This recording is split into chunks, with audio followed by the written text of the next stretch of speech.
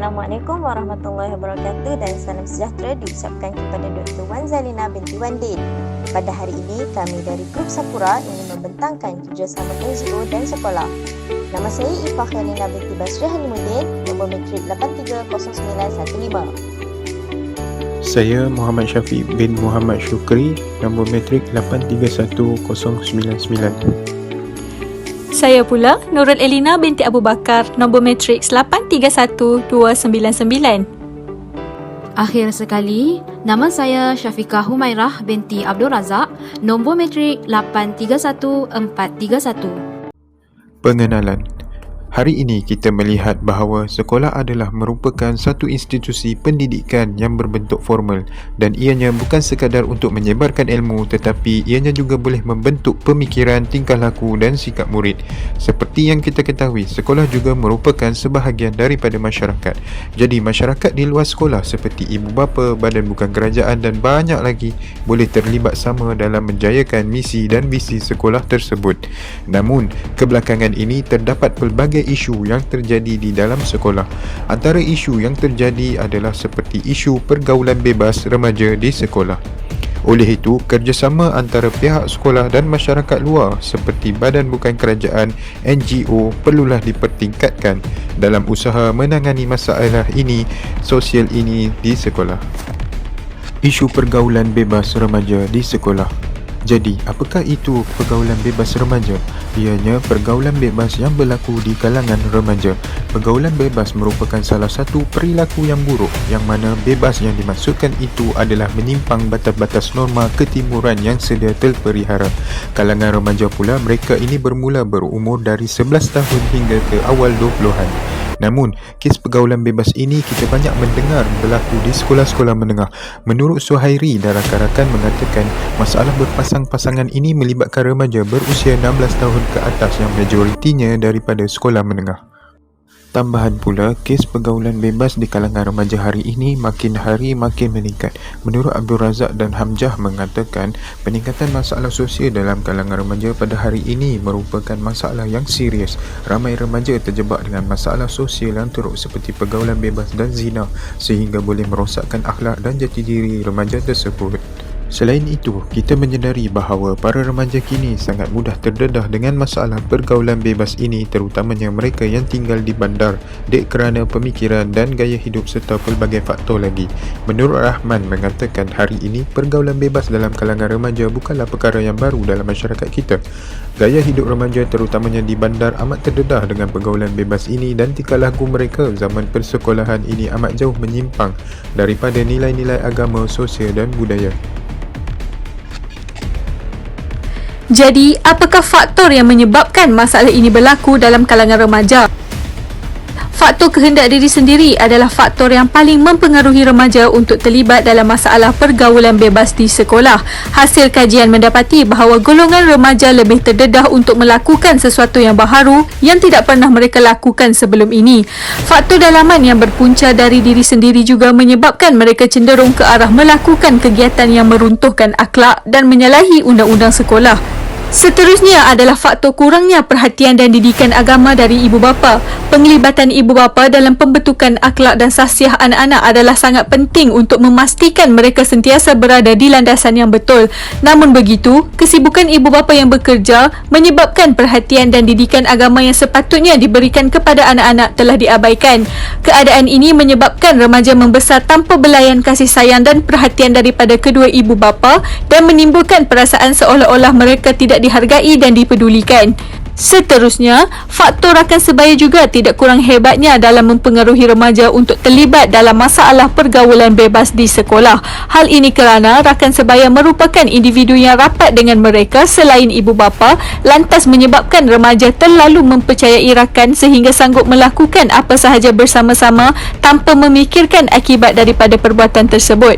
Selain itu, remaja takut diri mereka akan dipinggirkan sekiranya tidak mengikut perbuatan yang dilakukan oleh rakan-rakan sebaya tersebut. Faktor yang terakhir adalah pengaruh media massa. Penyalahgunaan media massa semakin berleluasa dalam kalangan masyarakat, terutamanya para pelajar, dan menyebabkan pengaruh yang negatif terhadap akhlak remaja. Pada masa kini, didapati bahawa media massa banyak memaparkan adegan yang tidak sepatutnya seperti pergaulan antara lelaki dan perempuan. Adegan yang tidak memelihara batas aurat antara jantina menyumbang kepada masalah pergaulan bebas, hamil luar nikah dan sebagainya. Kesan terbahagi kepada 4 perkara. Kesan terhadap individu, kesan terhadap sekolah, kesan terhadap masyarakat dan kesan terhadap negara. Kesan individu. Menurut Najwa 2019 mengatakan bahawa pergaulan bebas boleh menyebabkan proses pembelajaran murid terganggu. Hal ini kerana tumpuan dan fokus mereka tidak lagi terarah kepada pelajaran semata, tetapi mereka lebih fokus pada hubungan yang dijalinkan berbanding pelajaran yang penting bagi seorang pelajar. Oleh itu, kelakuan ini menyumbang kepada kemerosotan prestasi pembelajaran mereka. Selain itu, kesan daripada pergaulan bebas juga boleh menyebabkan meningkatnya pembuangan bayi. Hal ini kerana remaja yang terlibat dengan pergaulan bebas dibimbangi mempunyai sikap yang terlalu terbuka sehingga menjerumuskan mereka untuk menjalinkan hubungan luar tabi'i sehingga menyebabkan remaja perempuan mengandung sebelum berkahwin. Kesan kepada sekolah. Menurut Suhairi et al. 2020 mengatakan bahawa kesan daripada pergaulan bebas boleh berlakunya kemerosotan pencapaian akademik di sekolah. Hal ini kerana remaja hilang fokus untuk belajar dan mereka hanya fokus kepada hubungan yang dijalinkan berbanding pelajaran. Secara tidak langsung, ia boleh menyumbang kepada kemerosotan pencapaian akademik sekolah kerana peningkatan kepada prestasi pembelajaran juga turut merosot. Kesan kepada masyarakat. Menurut Noor et al. 2021 mengatakan bahawa kesan pergaulan bebas boleh melahirkan masyarakat yang rosak akhlak. Hal ini kerana remaja merupakan sebahagian daripada masyarakat. Jadi, sekira rosaknya remaja, maka rosak jugalah masyarakat. Kesan seterusnya, iaitu kesan pergaulan bebas boleh juga menyebabkan generasi porak-poranda kerana generasi yang tidak mengetahui asal-usul dan nasab melalui hubungan yang dijalinkan secara luar tabi'i dan dilakukan sebelum mempunyai ikatan perkahwinan yang sah. Akhir sekali, kesan kepada negara.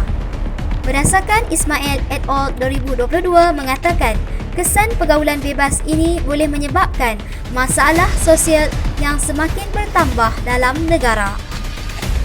Hal ini kerana remaja pada hari ini merupakan aset utama dan sangat penting dalam pembangunan sesebuah negara pada masa akan datang. Sekiranya seorang individu itu mempunyai akhlak yang buruk, maka pribadi seseorang individu itu juga akan menjadi buruk. Oleh itu, remaja yang mempunyai akhlak yang buruk boleh memberi kesan kepada diri sendiri, keluarga, masyarakat dan negara.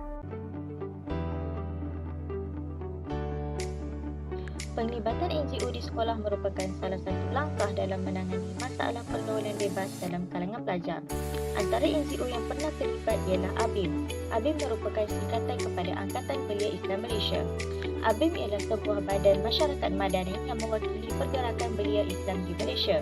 Ditubuhkan pada 6 hari bulan Ogos 1971 di Fakulti Pengajian Islam UKM.